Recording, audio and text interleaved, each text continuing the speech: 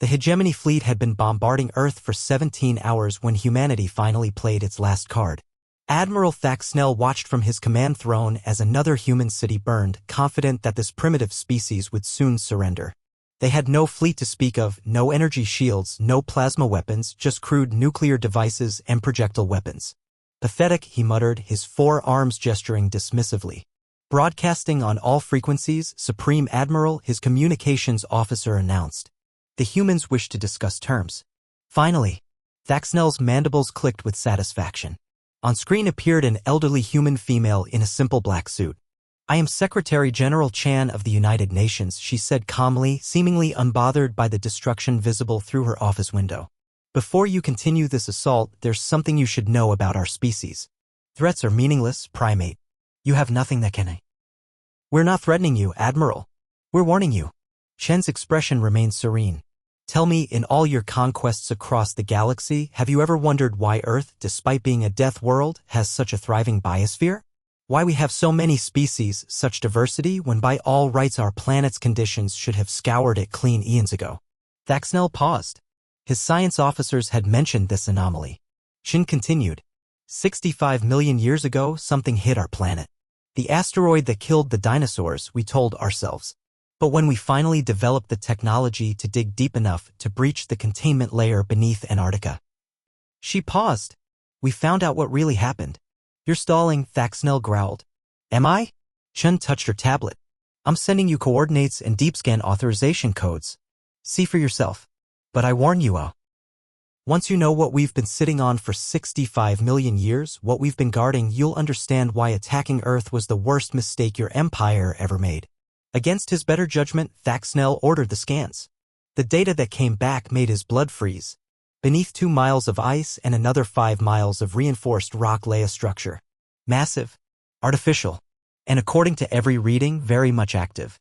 The energy signatures were unlike anything in the hegemony's database, orders of magnitude beyond even their most advanced technology. What is that?" his science officer whispered.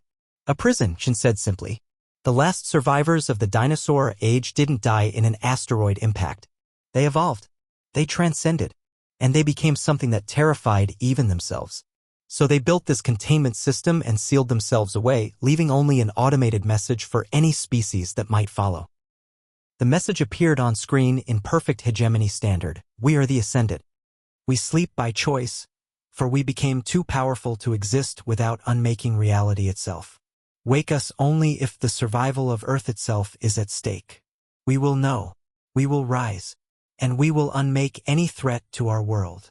"You're bluffing," Thaxnell said, but his voice wavered. "This is some kind of trick." Chen's smile was sad. "Admiral, we fought wars over this secret, hidden it from our own people. Every nuclear weapon test.